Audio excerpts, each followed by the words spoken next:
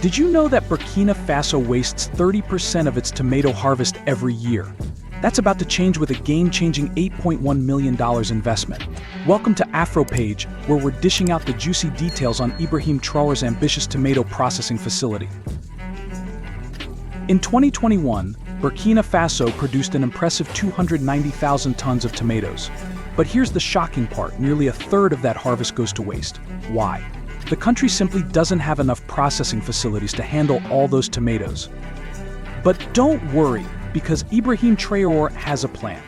He's investing $8.1 million to build a state-of-the-art tomato processing facility. This isn't just about saving tomatoes, it's about boosting the local economy and creating jobs. In this video, we'll take you inside Traore's ambitious tomato dream and show you how it could change Burkina Faso's future. So stick around to get all the details on this exciting project. But who is Ibrahim Traore, and why is he so focused on tomatoes? Well, let's take a closer look at the man behind this ambitious project. Ibrahim Traore is the president of Burkina Faso, and he's not just thinking about tomatoes. He's got big plans for the whole country. Since taking office, Traore has unveiled a bold vision for Burkina Faso's economic transformation. His main goal? To achieve food self-sufficiency by 2024. That's right. In just a few short years, Traore wants Burkina Faso to be able to feed itself without relying on imports. To make this happen, Traore has launched several initiatives.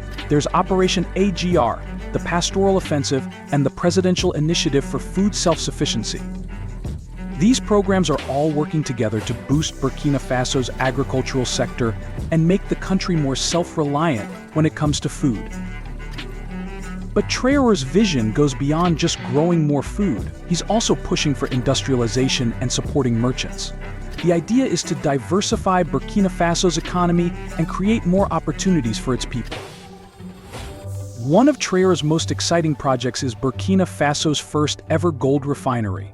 This facility will be able to process up to 400 kg of gold every day. That's a lot of gold.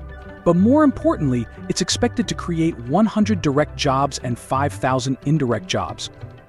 This project is all about keeping more of Burkina Faso's resources in the country and increasing state revenue. Traore isn't stopping there. He's also working on setting up a state-run mining company and introducing new laws. These laws would require that 30% of locally mined gold be refined within Burkina Faso. It's all part of his plan to reduce the country's reliance on exporting raw materials at lower prices. So how does all of this connect to the $8.1 million tomato processing facility? Well, it's all part of the same big picture. The tomato facility, just like the gold refinery, is about processing Burkina Faso's resources locally. This means more jobs, more money staying in the country, and a stronger, more self-reliant economy. But Traore's vision isn't just about economics. He's also focusing on tackling corruption, promoting national languages, and making sure Burkina Faso has a strong voice on the global stage. He's even hinted at possibly moving away from the CFA franc, showing his desire to break free from old economic ties. So while the tomato processing facility might seem like just one project, it's actually a key piece in Traore's larger plan for Burkina Faso. It's about food security, job creation, and economic independence. And if Traore's vision becomes reality, it could mean big changes for Burkina Faso and its people. Now that we've seen the big picture of Traore's vision, let's zoom in on the $8.1 million tomato dream that's got everyone talking. You might be wondering, what exactly does this huge investment include? Well, get ready, because we're about to break it down for you. This isn't just any ordinary facility we're talking about. The tomato processing plant will cover an impressive 3 hectares of land. That's about the size of 3 football fields. And here's the exciting part: it's not going to take forever to build. The facility is expected to be up and running within just 1 year. Talk about fast-track development. But what's going to happen inside this massive facility? Well, it's not just about storing tomatoes. This plant is all about transforming those juicy red fruits into products we use every day. We're talking tomato paste, puree, and a variety of sauces. Imagine walking into a store in Burkina Faso and seeing shelves stocked with locally produced tomato products. That's the future this facility is aiming for. Now, you might be thinking, that's great, but how much can this facility really handle well? Get ready to be impressed. This state-of-the-art plant will have the capacity to process 5 tons of tomato concentrate every single hour. That's a whole lot of tomatoes. But why is this such a big deal for Burkina Faso? Well, right now, the country relies heavily on imported tomato products. That means spending a lot of money to bring in goods that could be made right at home. With this new facility, Burkina Faso can start producing its own tomato products, reducing the need for imports. This shift from importing to local production is huge. It means more money stays in the country, supporting local farmers and workers.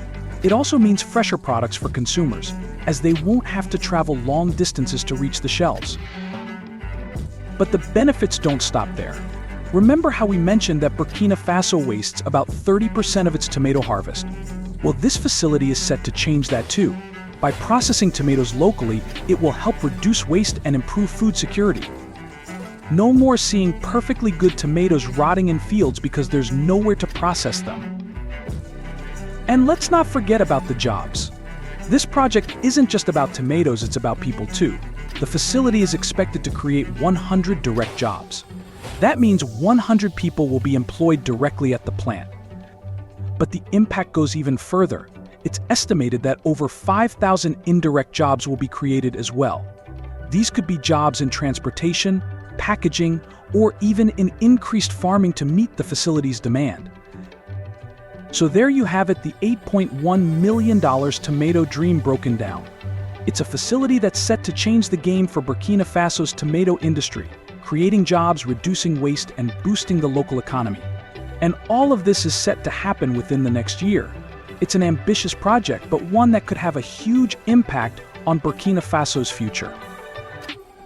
Now that we've seen the big picture of Traore's tomato dream, let's look at how this facility could create waves across Burkina Faso's economy.